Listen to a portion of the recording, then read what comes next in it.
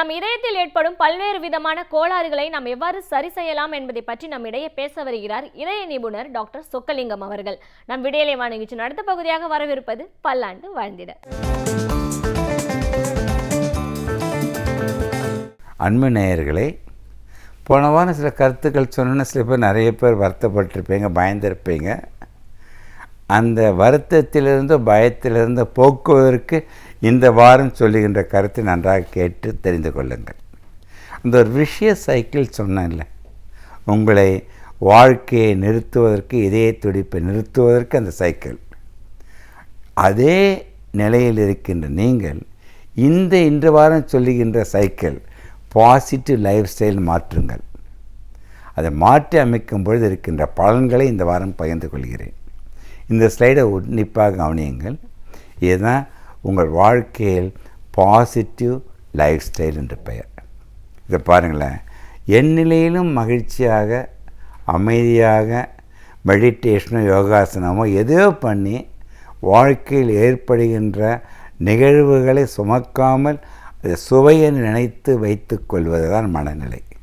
அந்த மனநிலையில் இருந்து கொண்டு சாப்பிடும் பொருள்களில், சாப்பிடுகின்ற சாப்பாட்டில் நிறைய காய்கறி பழங்களை சேர்த்து கொள்ளுங்கள். அது எவ்வளோ சாப்பிட்டாலும் நல்லது. சர்க்கரை வியாதி இருக்கவங்க கூட காய்கறிகளாக சாப்பிட்லாம், பழங்கள் சாப்பிட்லாம். அதை பற்றி டீட்டெயிலாக அடுத்த வாரம் சில வாரங்களுக்கு பிறகு சொல்லுகின்றேன். உணவில் காய்கறி பழங்களை கட்டாயம் சேர்த்து கொள்ள வேண்டும். பட் உணவு வேண்டும், மாவுனால் செய்கிற இட்லி, தோசை, சப்பாத்தி எல்லாம் வேணும். பட் மிக முக்கியம் காய்கறி பழங்கள் மிக முக்கியம். அது ரெண்டும் வச்சுக்கிட்டு நீங்கள் சீரான உடல் எடை வைக்க வேண்டுமென்றால் நீங்கள் உடற்பயிற்சி இன்றியமையாதது. குறைந்தது இந்த பெண்மணி ஓடுறாங்கள்ல, நடக்கிறாங்க, ஜாகிங், ஏரோபிக் எக்ஸசைஸ் என்னன்னா நடத்தல், வேகமாக நடத்தல், மெதுவாக ஓடுதல், சைக்கிள் ஓட்டுதல், நீந்துதல் போன்ற எந்த ஏரோபிக் எக்ஸசைஸ் இருக்கின்றதோ அவர்களோட உடல் எடை சீராக இருக்கும். ஸோ மனநிலை, காய்கறி பழங்களை நன்றாக சாப்பிட்டு சீரான உடற்பயிற்சி வைத்து கொண்டால் உங்கள் எடை சீராக இருக்கும். இந்நிலையில் நீங்கள் புகைப்பிடிப்பதை கட்டாயம் பிடிக்காது, புகைப்பிடிப்பதை தவிர்த்து விட வேண்டும். பட் இன்னொரு முக்கியமான செய்தி, நீங்கள் புகைப்பிடிப்பதை நிறுத்தி கொள்வது மட்டுமல்ல, புகைப்பிடிப்பவர்கள் அருகாமையிலும் நீங்கள் செல்லக்கூடாது. ஏனெனில் ஆக்டிவ் ஸ்மோக்கிங்கை விட பேசிவ் ஸ்மோக்கிங் 3 மடங்கு உங்கள் இதயத்தை பாதித்துவிடும். ஸோ அதை நிறுத்தினோம். மது அருந்துவதை நிறுத்திவிட வேண்டும். இந்த நிலையில் நீங்கள் இருக்கும் பொழுது உங்களுடைய இரத்தத்தில் இருக்கின்ற கெட்ட கொலஸ்ட்ரால், ட்ரைகிளிசரைட்ஸ் போன்ற வேண்டாத கொழுப்புகள் மிக அதிக அளவில் குறைந்து இந்த நிலையில் இருக்கும் பொழுது குட் கொலஸ்ட்ரால் என்ற HDL கொலஸ்ட்ரால் கூடி கொலஸ்ட்ரால் லெவல் சீராக ஆகிவிடும். உடனே இரத்தத்தில் இருக்கின்ற சர்க்கரை சீரான அளவில் வந்துவிடும். இரத்த கொதிப்பும் சீராக ஆகி நார்மல் லெவலுக்கு சமநிலைக்கு வந்துவிட்டால் உங்களுடைய இதயம் 100 வருடம் கடந்து வாழ்வதற்கு மட்டுமல்ல, இதய குழாயில் இப்பொழுது ஒன்று முக்கியமான கருத்தை சொல்ல வருகின்றேன். 99% வரைக்கும் அடைப்பு இருந்ததுன்னு வச்சுங்க, இந்த சைக்கிள் வாழ்க்கை முறை, நேர்மறை வாழ்க்கை முறையில் வந்துவிட்டால் 1 வருடத்தில் எவ்வளவு அடைப்பு இருந்தாலும் அது கரைந்து விடுகின்றது என்பதையும் சயின்டிஃபிக்காக ப்ரூவ் பண்ணதை நான் இங்கே தெளிவுபடுத்தி பதிவு பண்ண விரும்புகின்றேன். இந்த ஸ்லைடை பாருங்களேன். போன வாரம் காட்டின இந்த ஸ்லைடு எப்படிப்படி வருதுன்ட்டு இந்த ஸ்லைடை ஒத்து கவனிங்க. 1 வருடம் இதை கடைப்பிடித்தால் அந்த ஸ்லைடு ரொட்டேட் ஆகுது பாருங்கள். ரொட்டேட் ஆகி அந்த அடைப்பு பூரணமாக குணமடைகின்றது என்பதன் கண்டுபிடிக்கப்பட்ட உண்மையை இன்றிலிருந்து கடைப்பிடித்தால் போதும். என்னிடம் வர நோயாளிகளுக்கு 95% மாத்திரை மருந்து கொடுப்பதுடன் வாழ்க்கை முறையை எதிர்மறையை நேர்மறையாக மாற்றிக்கொண்டால் அந்த சைக்கிளில் போட்டுக்கிட்டால் 1 வருடத்தில் அடைப்பு என்பதை நீங்கிவிடும். அதுதான் பர்மனன்ட் க்யூர். ஒன்று முக்கியமான ஒரு கருத்தை, கண்டுபிடிக்கப்பட்ட உண்மையை கலைஞர் நேயர்களுக்கும் அனைத்து நேயர் மக்களுக்கும் உங்களிடம் நான் பகிர்ந்து கொள்ள விரும்புகின்றேன். இப்போ ஜெனட்டிக்காக வரும்னு சொன்னேன்ல, அந்த ஜீன்ஸ் என்பது சர்க்கரை வியாதி, இரத்த கொதிப்பு, கொலஸ்ட்ரால், ஸ்ட்ரோக் எல்லாமே அந்த ஜீன் எல்லாம் இப்பொழுதும் பாருங்கள் இயற்கையின் படைப்பில் அதெல்லாம் அந்த ஜீன்ஸ் வந்து வெளியில் தான் இருக்குது. அது பேர் known as epigene or phenotype jeans.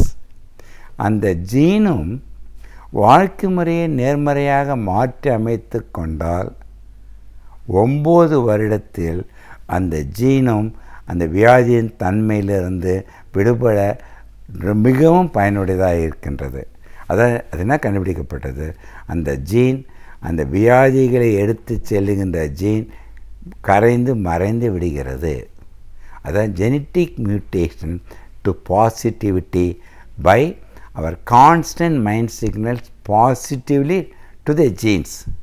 அதுக்காக தான் இனிமேல் யாரும் வந்து, ஆனால் இதுக்கு 9 வருடம் ஆகும். இனிமேல் யாரும் என்கிட்ட வந்து எங்கள் அப்பா அம்மா எனக்கு சொத்து கொடுக்கலைங்க, ஹார்ட் அட்டாக் கொடுத்துட்டு போயிட்டாருன்னு சொல்ல முடியாது. அந்த உங்களுக்கு கிடைத்த ஜீனும் இது பிரகாரம் கடைப்பிடித்தால் கட்டாயம் 9 வருடத்தில் அந்த ஜீன்ஸ் மரபு வழியாக வருகின்ற வியாதிகள் இருந்தும் நீங்கள் விடைப்பட முடியும். இதற்காக நேயர்கள் அனைவரும் சொல்லுகின்றேன், நீங்கள் பார்த்து ரசிப்பது மட்டுமல்ல, உங்கள் நண்பர்களோ பெற்றோர்களோ உறவினர்களோ பார்த்து ரசிக்க வேண்டும். 15 வயதான எல்லா குழந்தைகளும் இதை அப்பொழுதிருந்து கடைப்பிடித்தால் அந்த குழந்தைகள் பெற்றோர்கள் மூலம் அந்த ஜீன் வந்தாலும் 9 வருடத்தில் அந்த ஜீன் செயலற்று போவதால் அவர்கள் வாழ்நாள் முழுவதும் வியாதியற்று இருக்க முடியும்.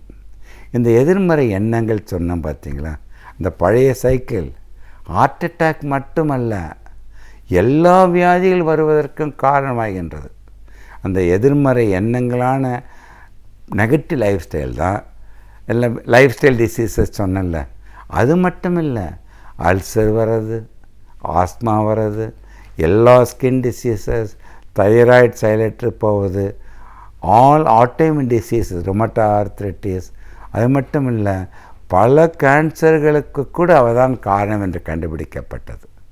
அப்படி இருக்கின்ற நிலையில் பாசிட்டிவாக மாற்றும் பொழுது அனைத்தையும் ரிவர்ஸ் பண்ணுறதுக்கு சக்தி அப்பொழுதும் உங்களிடம் இருப்பது என்பதை புரிந்து கொள்ள வேண்டும். அதனால தான் நிறைய ஆக்சிடெண்ட்ஸ் வருது. எய்ட்ஸு கூட எதிர்மறை எண்ணங்கள். ஒரு உறவில் மகிழ்ச்சி அடையாது இருப்பவன் மற்றொரு உறவை தேடும் பொழுது அவனுக்கு எய்ட்ஸ் காரணமாகுது. ஸோ அனைத்து உயிர் கொள்ளுகின்ற நோய்கள் அனைத்தும் மனநிலை எதிர்மறையாக இருந்து எதிர்மறை வாழ்க்கை முறையை கடைப்பிடிப்பதால் தான் அவன் வாழ்க்கையை வேகமாக குறைத்து கொள்கிறான். அதிலும் மாற்று கருத்து இல்லை. ஸோ இது அனைத்தும் எதிர்மறையை நேர்மறை வாழ்க்கை முறையாக மாற்றி அமைத்து கொண்டு நாம் அமைப்பது மட்டுமல்ல, அனைவரும் அமைக்கும்படி செய்துவிட்டால் போதும். என்ன மாதிரி டாக்டர் சொக்கலிங்கத்திற்கு வேலையில்லாமல் நிலையில் நான் செல்ல வேண்டும் என்று விரும்புகின்றேன். அது அப்படி இருந்துவிட்டால் எல்லா மருத்துவக் கல்லூரிகளும் மருத்துவமனைகளும் கூட வேலையற்று போய்விட்டு நாம் அனைவரும் நன்றாக வாழ முடியும். அதுக்கு தான் அடிக்கடி சொல்கிறது, ஹெல்த் இஸ் வெல்த். ஹெல்த்து தான் நோயற்ற வாழ்வே நிறையான செல்வம், குறையற்ற செல்வம். அந்த நோயற்று இருக்க வேண்டுமென்றால், நாம் ஹெல்த்து நல்லா இருக்க வேண்டுமென்றால் எந்த நிலையிலும் மகிழ்ச்சியாக இருக்க வேண்டும். அதை மட்டும் நீங்கள் தயவுசெய்து தள்ளியும் போடாதீர்கள், அதை குறைவாக எடையும் பண்ணாதீர்கள். சமூகத்தில் நடக்கும் பிரச்சனைகளை கண்டு நாம் பயந்து ஒதுங்கி விடாமல் அதில் நம்முடைய பங்களிப்பை நாம் முழுமையாக எவ்வாறு அளிக்கலாம் என்பதை பற்றி நமக்கு விளக்க வருகிறார் மனுஷபுத்திரன் அவர்கள்.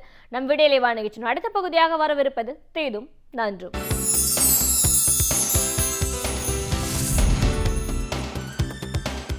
வணக்கம் நண்பர்களே, இன்னும் ஒரு இனிய காலை பொழுதில் தீதும் நன்றும் நிகழ்ச்சியில் உங்களை சந்திப்பதில் மிக்க மகிழ்ச்சி அடைகிறேன். நாம் கடந்த 3 வாரங்களாக இந்த நிகழ்ச்சியில் திராவிட முன்னேற்றக் கழகத்தினுடைய தேர்தல் அறிக்கையை பற்றி விரிவாக பேசினோம். அதனுடைய மக்கள் நல்வாழ்வு திட்டங்கள், சமூக நீதி திட்டங்கள், சமூகத்தின் பல்வேறு பகுதியினருக்கு அது முன்வைக்கக்கூடிய சில ஆதாரமான வாக்குறுதிகள், இவற்றை பற்றியெல்லாம் அதன் முக்கிய அம்சங்களை நாம் விரிவாக பேசினோம். இதோ வாக்களிக்கும் நாள் நெருங்கிவிட்டது. மக்கள் இந்த ஆட்சியின் மீது தன்னுடைய இறுதி தீர்ப்பை எழுதுவதற்கான நாள் நெருங்கிவிட்டது. இந்த சமயத்தில் நாம் திராவிட முன்னேற்றக் கழகம் கொடுத்த வாக்குறுதிகளை பற்றி பேசியது போலவே இந்த 5 ஆண்டுகால ஆட்சி மக்களுக்கு விளைவித்த இன்னல்கள், துன்பங்கள், துயரங்கள் ஆகியவற்றை ஒரு சிலவற்றை ஏனும் கோடிட்டு காட்டுவது மிகவும் முக்கியம் என்று நான் நினைக்கிறேன். ஏனென்று கேட்டால், தமிழக வரலாற்றிலேயே இவ்வளவு ஒரு மோசமான கொடூரமான ஒரு ஆட்சியை இதுவரை யாரும் சந்தித்ததில்லை. முந்தைய அதிமுக ஆட்சிகளை விட இந்த ஆட்சி பல மடங்கு தன்னுடைய கொடூரத்தன்மையை எட்டிவிட்டது என்று தான் சொல்ல வேண்டும். இந்தியாவிலேயே ஜெயலலிதாவினுடைய இந்த அரசோடு ஒப்பிடக்கூடிய அளவிற்கு ஒரு மோசமான அரசு வேறு எங்குமில்லை என்பதை தேசிய அளவிலான பல நாளேடுகள் சுட்டிக்காட்டியிருக்கின்றன. அந்த சூழ்நிலையில்தான் இந்த 5 ஆண்டு காலத்தில் மக்களுக்கு என்ன நடந்தது? விலைவாசியை கட்டுப்படுத்துவோம் என்று சொல்லி தான் ஆட்சிக்கு வந்தார்கள். கட்டுப்படுத்தினார்களா? ஒவ்வொரு பொருளும் எத்தனை மடங்கு விலையேறி இருக்கிறது இந்த 5 ஆண்டு காலத்தில் என்பதை நீங்கள் ஒரு கணம் நினைத்து பாருங்கள். நண்பர்களே, கடந்த ஜனவரியில், அதாவது 2011ஆம் ஆண்டு ஜனவரியில் திமுக ஆட்சிக்கட்டிலிருந்து இறங்கிய போது தமிழகத்தில் 1 லிட்டர் பாலினுடைய விலை எவ்வளவு? வெறும் 16 ரூபாய். இன்றைக்கு 1 லிட்டர் பாலினுடைய விலை 46 ரூபாய். அப்படி என்றால் எத்தனை மடங்கு விலை ஏறி இருக்கிறது என்பதை நீங்கள் நினைத்து பாருங்கள். இது உண்மையிலேயே ஆட்சிதானா? அதே போல் 1 கிலோ பருப்பினுடைய விலை 2011ஆம் ஆண்டு 68 ரூபாய், இன்றைக்கு 180 ரூபாய். அதே போல் பேருந்து கட்டணம், அது 10 ரூபாயாக இருந்தது, இன்றைக்கு 23 ரூபாயாக உயர்ந்திருக்கிறது. மின்சார கட்டணம், அது 500 ரூபாயாக இருந்தது, இன்றைக்கு 1400 ரூபாயாக கிட்டத்தட்ட 3 மடங்கு உயர்ந்திருக்கிறது. அதே போல் இன்றைக்கு மணல் ஒரு லோடு, அதனுடைய விலை 3500 ரூபாயாக 2011இல் இருந்தது. ஆனால் இன்றைக்கு அது 7200 ரூபாயாக உயர்ந்திருக்கிறது. அதே போல் ஒரு குடும்பத்தினுடைய மொத்தமான ஒரு மாத பட்ஜெட் என்பது, நீங்கள் நன்றாக யோசித்து பாருங்கள், 2011இல் ஒரு சராசரியான மத்தியதர வர்க்கத்தினுடைய அடித்தட்டு வர்க்கத்தினுடைய மாதாந்திர பட்ஜெட் என்பது 6000 ரூபாயாக இருந்தது. இன்றைக்கு அப்படியே கிட்டத்தட்ட 150 மடங்கு அதிகரித்து 14000 ரூபாயாக அதிகரித்திருக்கிறது. இது ஒரு குடும்பத்திற்கே இந்த நிலை என்று சொன்னால் நாட்டினுடைய நிலையை என்னவென்று சொல்வது? திமுக ஆட்சிக்கட்டிலிருந்து இறங்கிய போது தமிழக அரசினுடைய கடன் என்பது 98,000 கோடி ரூபாயாக இருந்தது. இன்றைக்கு அது 2,10,000 கோடியாக உயர்ந்திருக்கிறது. என்ன செய்தார்கள்? எதற்காக இவ்வளவு பெரிய விலையேற்றம், இவ்வளவு பெரிய கடன்கள் மக்களுக்கு ஏற்பட்டது? அப்படி என்னதான் இவர்கள் இவ்வளவு பணத்தை செலவு செய்து மக்களுக்கு நல்லாட்சி கொடுத்தார்கள்? யோசித்து பாருங்கள். ஏதாவது ஒரு அடிப்படை கட்டமைப்பு வசதிகள் மேம்படுத்தப்பட்டதா? சாலை வசதிகள் மேம்படுத்தப்பட்டதா? பல்வேறு விதமான விலைவாசி ஏற்றங்களின் மூலமாக அரசுக்கு கிடைத்த வருவாயை அவர்கள் பயன்படுத்தி மக்களுக்கு என்ன நன்மையை செய்தார்கள்? எதுவுமே இல்லை. சில பயனற்ற இலவச பொருள்களை கொடுத்து அதில் கொள்ளை லாபம் ஈட்டியதை தவிர, அதில் மிகப்பெரிய ஊழல்களில் ஈடுபட்டதை தவிர இவர்கள் செய்ததென்று ஏதாவது இருக்கிறதா? இவர் இந்த அரசு ஆட்சி பொறுப்புக்கு வந்ததிலிருந்து என்னென்ன விதமான அநீதிகளை மக்களுக்கு இழைத்திருக்கிறது, இந்த மாநிலத்திற்கு இழைத்திருக்கிறது என்பதை ஒரு கணம் நினைத்து பாருங்கள். சமச்சீர் கல்வி, இவர்கள் ஆட்சி பொறுப்பேற்றதுமே அதை முடக்குவதற்கு முயற்சித்தார்கள். பிறகு நீதிமன்றத்திடம் குட்டுப்பட்டு அதிலிருந்து அவர்கள் அதை பல்வேறு விதமாக அந்த புத்தகங்களில் எல்லாம் பல்வேறு ஸ்டிக்கர் ஒட்டி மறைத்து, திருவள்ளுவர் படத்திற்கு கூட ஸ்டிக்கர் ஒட்டி மறைத்து பல்வேறு அராஜகங்களில் ஈடுபட்டார்கள். அதே போல் புதிதாக பாடப்புத்தகத்தை அடித்து 450 கோடி ரூபாயை வந்தவுடன் வீணாக்கினார்கள். அண்ணா நூலகத்தை நாசப்படுத்தினார்கள். பேருந்து கட்டணங்களை, பால்வெளியை உயர்த்தியது மட்டுமல்ல, மின்கட்டணத்தை உயர்த்தினார்கள். இவர்கள் வந்தபோது 1 மணி நேரம் மின்வெட்டு திமுக ஆட்சியில் இருக்கிறது என்று சொல்லித்தான் இவர்கள் ஆட்சியையே பிடித்தார்கள். ஆனால் பல மணி நேரம் மின்வெட்டு தமிழகம் முழுக்க அமுல்படுத்தப்பட்டது. யாராவது அதை பற்றி கேட்டார்களா? அது மட்டுமல்ல, மின்கட்டணம் கடுமையாக உயர்த்தப்பட்டது. மக்களிடமிருந்து மின்கட்டணம் உயர்த்தப்பட்ட போதும் கூட மின்சார வாரியத்தினுடைய கடன் என்பது அதிகரித்து கொண்டே சென்றது. இன்றைக்கு மின்சார வாரியத்தினுடைய கடன் என்பது 98,000 கோடி ரூபாயாக உயர்ந்து இருக்கிறது. எப்படி இவ்வளவு பெரிய கடன் ஏற்பட்டது? இன்றைக்கு இந்த மின்சார வாரியத்தில் செய்யப்பட்ட ஊழல் என்பது நினைத்து பார்க்க முடியாத அளவிற்கு மிகப்பெரிய ஒரு ஊழல். அதாவது அரசு மின் திட்டங்களை எல்லாம் முடக்கிவிட்டு தனியாரிடம் மட்டுமே மின்சாரம் வாங்குவது, என்கிற ஒரு கொள்கையை வகுத்தார்கள். சூரிய ஒளி மின்சாரமாகவோ வேறு பல விதத்தில் உற்பத்தி செய்யப்படுகிற மின்சாரமாகவோ தனியாரிடமிருந்து வாங்கப்பட்ட இந்த மின்சாரத்தில் மிக அதிக விலை கொடுத்து ஒரு யூனிட்டிற்கு ஒரு அரசே உற்பத்தி செய்திருந்தால் 3 ரூபாய் 4 ரூபாய்க்கெல்லாம் உற்பத்தி செய்யக்கூடிய ஒரு மின்சாரத்தை 7 ரூபாயிலிருந்து 15 ரூபாய் வரை கொடுத்து வாங்கியதன் மூலமாக பல்லாயிரம் கோடி ரூபாய் ஊழல் இந்த ஆட்சியில் செய்யப்பட்டிருக்கிறது. அதாவது தனியாருக்கு அவர்கள் குறைவாக மின்சாரத்தை கொடுத்துவிட்டு அதிக அளவுக்கு மின் கட்டணத்தை வசூலிப்பதில் தொடங்கி இவர்கள் அதிக விலைக்கு அரசிற்கு மின்சாரத்தை விற்று அதில் ஒரு கணிசமான தொகையை அமைச்சர்களுக்கு லஞ்சமாக கொடுத்திருக்கிறார்கள் என்பது வரைக்கும் இன்றைக்கு ஏடுகளில் பல்வேறு விதமான ஆதாரபூர்வமான குற்றச்சாட்டுகள் முன்வைக்கப்படுகின்றன. நீதிமன்றத்தில் வழக்குகள் தொடுக்கப்பட்டிருக்கின்றன. அதோடு மட்டுமா இது நெல் விவசாயிகள் கரும்பு விவசாயிகளுடைய குவிண்டாலுக்கு அவர்களுக்கு அளிக்க வேண்டிய டன்னிற்கு அவர்களுக்கு அளிக்க வேண்டிய விலையை உயர்த்தி தர மறுத்ததன் மூலமாக விவசாயிகளுடைய வயிற்றில் அடித்தது. அதே போல் ஒரு டாஸ்மாக் கடைகளை மூளைக்கு மூளை திறந்து வைத்து ஒரு மிகப்பெரிய குடியில் மூழ்கக்கூடிய ஒரு மாநிலமாக தமிழகத்தை மாற்றியது. நிர்வாக இயந்திரத்தை முற்றாக முடக்கியது. ஆவின்பால் ஊழல், பருப்பு ஊழல், முட்டை ஊழல் என்று ஊழல் இல்லாத துறைகளே இல்லை. ஒவ்வொரு ஊழலிலும் பல்லாயிரம் கோடி ரூபாய்க்கு இங்கு ஊழல்கள் மேற்கொள்ளப்பட்டன. அதிலும் குறிப்பாக ஆவின்பாலில் கலப்படம் செய்து அதிமுக பிரமுகர் ஒருவர் செய்த அந்த ஊழல் என்பது அனைவரையும் நடுங்க வைத்தது. அதே போல் நீங்கள் இன்றைக்கு ஐஏஎஸ் அதிகாரிகள் அவர்கள் ஒரு மிகப்பெரிய அளவிற்கான ஒரு ஊழல் பேர்வழிகளாக இருக்கிறார்கள் என்பதை பலர் ஒரு பேனர்களாக வைக்கக்கூடிய ஒரு அவலமும் இந்த ஆட்சியில் நடந்தது. இன்னும் சொல்லப்போனால் இவர்கள் இன்னும் பல விதங்களில் ஜல்லிக்கட்டைக்காக போராடி அதை வென்று தராமல் மக்களுடைய பண்பாட்டு உரிமைகள் இழப்பதற்கு காரணமாக இருந்தது. ஆர்கே நகரில் ஒரு மிகப்பெரிய அளவுக்கு இடைத்தேர்தலில் கள்ள ஓட்டு போடுவதற்கு காரணமாக இருந்தது. தன்னுடைய வழக்கை பல்வேறு விதமான விஷயங்களில் திசை திருப்பியதன் மூலமாக ஒரு போலியான விடுதலையை பெற்று மீண்டும் ஆட்சிக்கு வந்தது. இப்படி பல்வேறு விஷயங்கள் ஒன்றா இரண்டா போலியாக முதலீட்டர் மாநாட்டை நடத்தி இவ்வளவு முதலீடு வந்தது அவ்வளவு முதலீடு வந்தது என்று ஒரு தவறான தகவல்களை சொன்னது. பத்திரிகையாளர்களை கடுமையாக ஒடுக்கியது. எதிர்க்கட்சிகளின் மீதும் பத்திரிகையாளர்கள் மீதும் எண்ணற்ற அவதூறு வழக்குகளை பதிவு செய்தது. மதுவிற்கு எதிராக போராடிய கோவன் போன்ற பாடகர்களை அவர்களை தேசிய பாதுகாப்பு சட்டத்தில் கைது செய்தது. சசிபெருமாள் போன்ற மதுவிற்கு போராடியவர்களை நடுத்தரவில் சாகவிட்டது. மதுவிற்கு போராடிய மாணவர்களை ஓட ஓட அடித்து விரட்டியது என்று இந்த ஆட்சிகள் செய்யாத அராஜகங்களே கிடையாது. இந்த அராஜக ஆட்சிக்கு ஒரு முடிவு கட்ட வேண்டிய ஒரு நாள், நீதியினுடைய மக்களாட்சியினுடைய ஒரு அறத்தை நிலைநாட்ட வேண்டிய ஒரு நாள் நெருங்கிவிட்டது. அந்த நாள் இந்த கொடூரமான ஆட்சிக்கு முடிவு கட்டுகிற ஒரு நாளாக இருக்க வேண்டும். அந்த வகையில் மாற்றத்திற்கான ஒரு ஆட்சியாக, மாற்றத்திற்கான ஒரு அதிகாரமாக திராவிட முன்னேற்றக் கழகத்தை நீங்கள் ஆதரிக்க வேண்டும். அப்படி ஆதரிப்பதன் மூலமாக, உதயசூரியனுக்கு வாக்களிப்பதன் மூலமாக தமிழகத்தை பீடித்த இந்த இருண்ட காலத்திற்கு ஒரு முடிவு கட்டுங்கள் என்று கோரி மீண்டும் இன்னும் ஒரு புதிய சிந்தனையோடு உங்களை சந்திக்கிறேன். நன்றி, வணக்கம். நாம் வாழும் வாழ்க்கை பல்வேறு விதமான குழப்பங்கள் நிறைந்தவையாகவே காணப்படுகின்றது. அந்த வகையில் இதில் இருந்து நம் மனதை எவ்வாறு தெளிவாக வைத்திருக்கலாம் என்பதை பற்றி நமக்கு விளக்க வருகிறார் டாக்டர் நம்பி அவர்கள். நம் விடியலை வா நிகழ்ச்சி நிறைவு பகுதியாக வரவிருப்பது மனமே மனமே.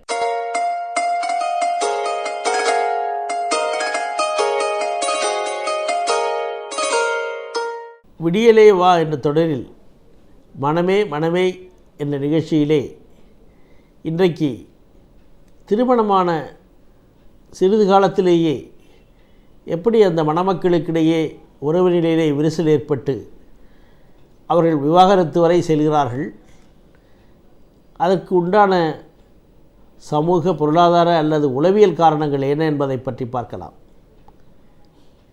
திருமணம் என்பது சொர்க்கத்திலே நிச்சயிக்கப்படுகிறது என்று சொல்வார்கள். அது எத்தனை உண்மையோ பொய்யோ தெரியாது. ஆனால் திருமணங்கள் பெரும்பாலும் முறிந்து இன்றைக்கு காணப்படுகிறது குடும்ப நல நீதிமன்றங்களிலே என்பதுதான் உண்மை.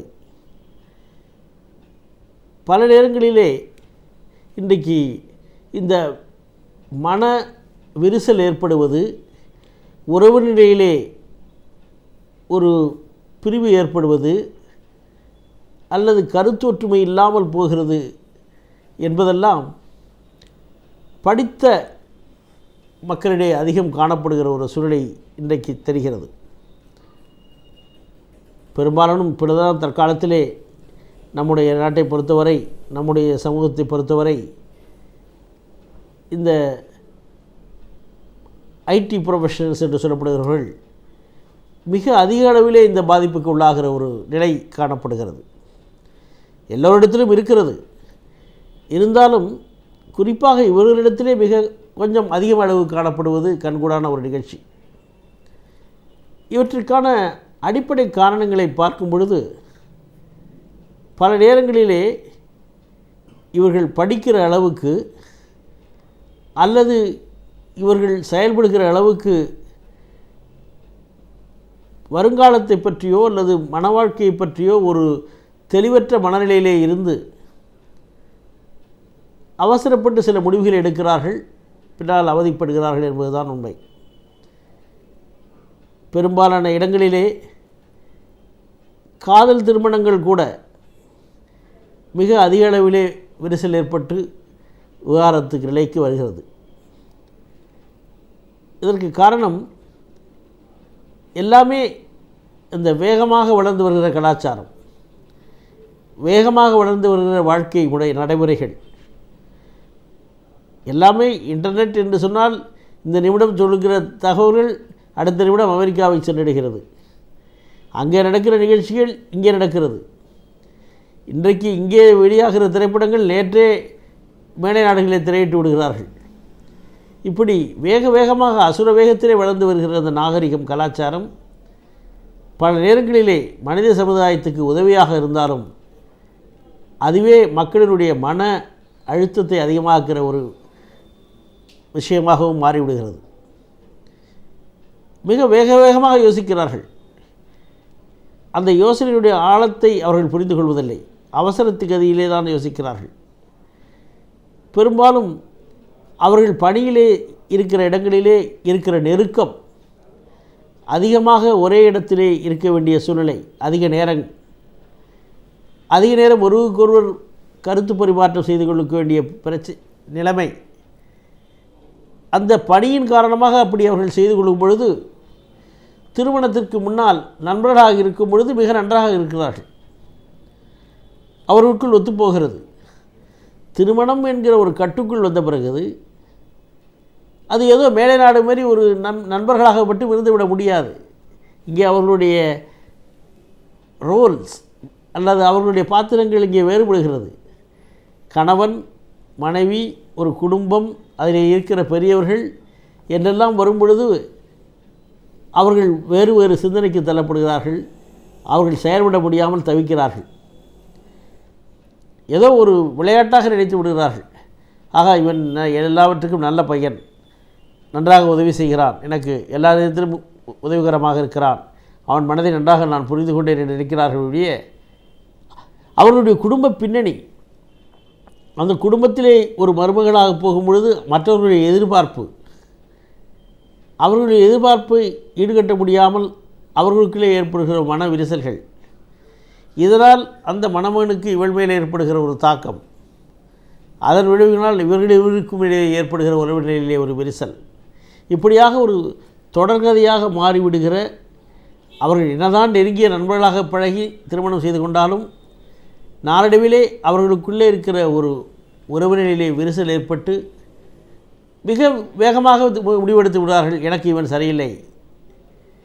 இதற்கு காரணம் இரண்டு பேரும் இருக்கிற படிப்பின் காரணமாக இருக்கலாம், அல்லது இருவருக்கும் கிடைக்கிற உத்தியோகத்தின் காரணமாக இருக்கலாம், அல்லது அவர்கள் வாழ்ந்து வந்திருக்கிற சூழ்நிலையிலே பல நிகழ்ச்சிகள் இப்படி நடப்பதை பார்த்திருக்கலாம், அல்லது அவர்களுடைய பொருளாதார மேம்பாட்டின் காரணமாகவும் இப்படி இருக்கலாம்.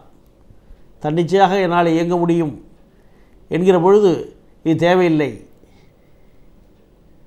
அந்த காலத்திலே என்றால் அது தேவையில்லை தான். அதாவது அந்த காலத்திலே கணவன், அவளுக்கு அடங்கி நடக்கக்கூடிய மனைவி, எல்லாவற்றுக்கும் கணவனையே எதிர்பார்த்திருக்க வேண்டிய நிலை, இப்படி இருப்பது ஒன்றும் ஆரோக்கியமான விஷயம் அல்லதான்.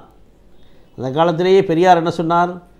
பெண் உரிமை வேண்டும் என்று பொழுது பெண்ணுக்கு படிப்பும் பெண்ணுக்கு நல்ல உத்தியோகம் இருந்தால் அவள் இந்த நாட்டிலே தலைநிமிர்ந்து வாழ முடியும் என்று.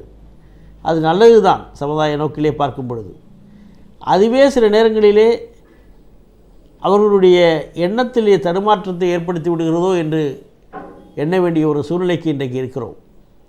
அதிகப்படியான படிப்பு, அதிகப்படியான அது சம்பளம், இவைகள் எல்லாமே வேக வேகமாக வளர்ந்து வருகிற சூழ்நிலையிலே அவர்களை தன்னிச்சையாக இயங்க அவர்களுக்கு ஒரு உறுதுணையாக இருக்கிறது.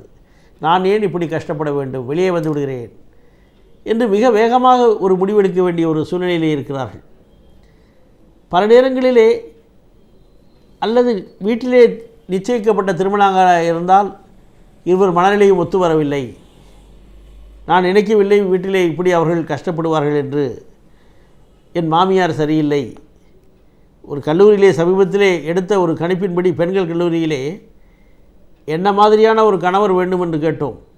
உயரம் அதிகமாக இருக்க வேண்டுமென்றா, அழகனாக இருக்க வேண்டுமென்றா, படித்திருக்க வேண்டுமென்றா, நல்ல பணியில் இருக்க வேண்டுமென்றா என்று கேட்டபொழுது மாமியார் இல்லாத ஒரு பையனாக இருந்தால் நன்றாக இருக்கும் என்று சொன்னார்கள் பல பேர். ஆக இப்படி மாமியார் என்றாலே ஒரு தப்பான எதிர்பார்க்கப்படுவது அவர்கள் செய்கிறார்கள். இந்த மாமியார்களும் சில பேர், பல பேர் அல்ல சில பேர், தான் அந்த காலத்திலே ஒரு மருமகளாக கஷ்டப்பட்டதிலே பாதினாச்சும் தன்னுடைய மருமகளுக்கு கொடுக்க வேண்டும் என்று காத்து கொண்டிருக்கிறார்கள். இப்படிப்பட்ட ஒரு சூழ்நிலையிலே எந்த விதமான ஒரு எதிர்பார்ப்பும் இல்லாமல் மிக சுதந்திரமாக வளர்ந்துவிட்ட அந்த பெண்ணால் அங்கே ஈடு கொடுக்க முடியவில்லை. உடனே தன்னுடைய பெற்றோரிடம் குற்றம் குறை செல்கிறார்கள். அவர்களுக்கு இருப்பதோ ஒரு பெண் அல்லது 2 பிள்ளைகள் தான். பெற்றோர்களும் ஆகா என் குழந்தை போய் கஷ்டப்படுகிறாள், நீ வந்துவிடு என்று சொல்கிறார்கள். இப்படிப்பட்ட ஒரு சூழ்நிலை மிக சர்வசாதாரணமாக இன்றைக்கு அரங்கேறி வருகிறது. எல்லாமே பொறுமையாக செய்ய வேண்டும், பொறுமையாக நடக்க வேண்டும் என்று இல்லாமல் வேக வேகமாக அசுரகதியிலே எல்லாம் நிர்ணயிக்கிற ஒரு திறமை வந்து அவர்களுடைய வாழ்க்கையினுடைய அந்த நல்ல ஒரு அனுபவத்தையே அவர்கள் இழந்து விடுவார்களோ அல்லது அந்த உறவு முறையிலே இருக்கிற பிடிப்பு இல்லாமல் போய்விடுகிறதோ என்கிற கவலை தான் இன்றைக்கு இருக்கிறது. ஆக இவருடைய குடும்ப நிலை முக்கியம், இவருடைய பெற்றோருடைய உறவு நிலை முக்கியம், இந்த சமுதாயம் அவர்களுக்கு கற்றுக் கொடுக்கிற பாடங்கள் முக்கியம், அல்லது இவர்கள் எண்ணுகின்ற போக்கிலே இருக்கிற மாற்றங்கள், அதிலே தேவையான மாற்றங்கள் ஏற்படுவது நிச்சயம். இப்படியெல்லாம் இருந்தால்தான் இந்த மன வாழ்க்கை என்பது மகிழ்ச்சியான வாழ்க்கையாக அமையும்.